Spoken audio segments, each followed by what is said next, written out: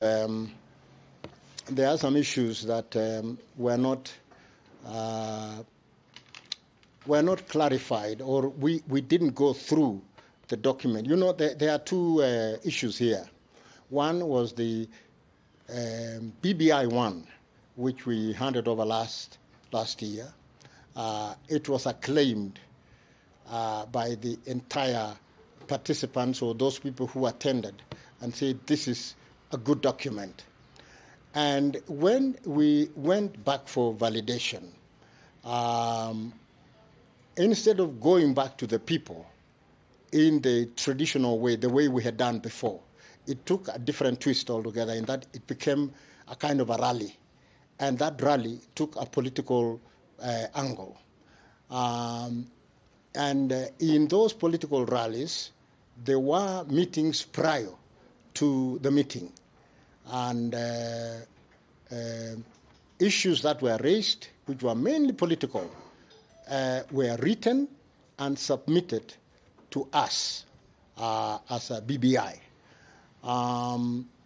They went to Kisii, Kakamega, and the final destination was Nakuru.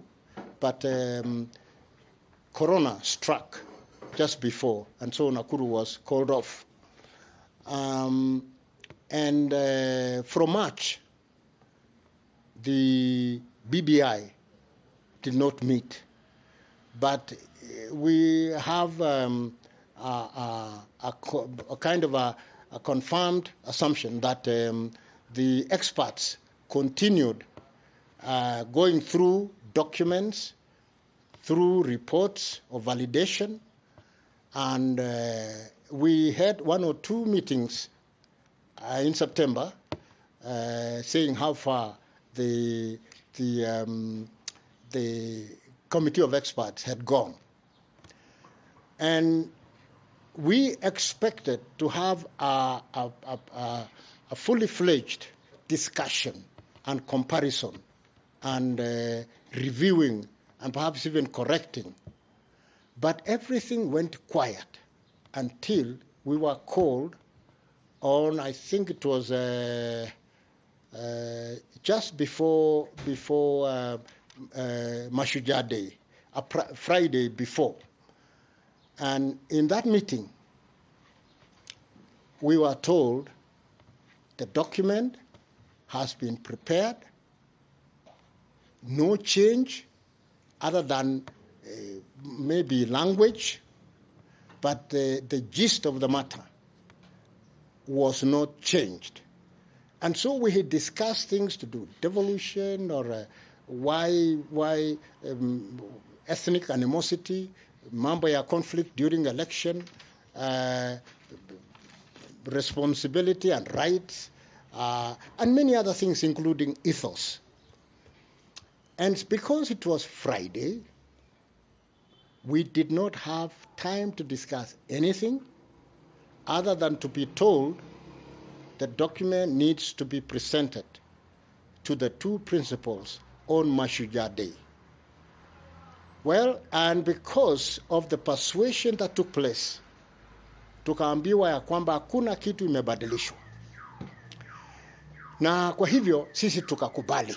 Tukasema okay, kama hakuna kitu imebadilishwa, na more so if it came from one of the principals, ambaye ni Right Honorable Raila Amolo Odinga, and there was a PS Kibicho, and they said the document is unchanged, everything is okay, we have only worked on areas to do with constitution, legislation, administrative or policy matters.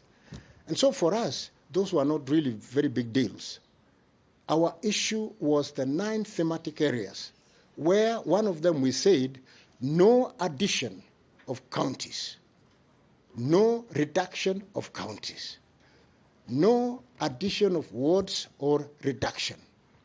And all these recommendations, we did it with the view in mind that we do not want kuongeza muziko.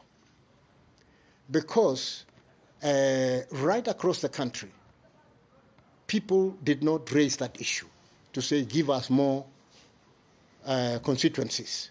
If anything, they said, tafadhali musikuse two things, mambo ya devolution na mambo ya constituencies and wards.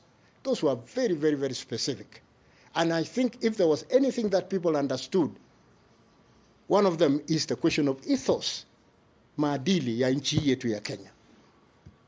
The others, watu walidiscuss, wakadebate, wakafanya nini, and at the end, wakati tumeambiwa kwamba hakuna kitu imebadilishwa, ni kusema vitu ilitengenezwa tu so that they are readable, they are structured, na kila kitu iko mahali pake.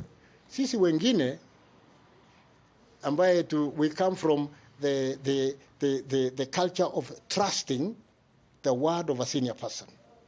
We come from that culture. Some of us, because mambo ya ethos, tukakubali. Tukasema kama wamesema sawa sawa.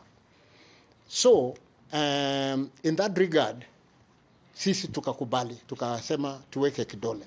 Wengine ambao walikuwa, a few of us, maybe one or two, ambao walikuwa wame choma vidole vyao in other past activities ambao walikuwa involved, not ours, not BBI, but others. They were very concerned and say, how can I sign something that I have not read? And they were very passionate about it. Lakini eventually, through persuasion, wao pia wakakubali. Ndiposa hiyo report, hakuna mtu ali abstain from signing. We all signed. And because we trusted, we feel that sisi tumekuwa betrayed. There is a measure of betrayal in that when the issue of constituencies came up, we said, if we had known, we would have discussed it. Or if we had known, we would not have signed.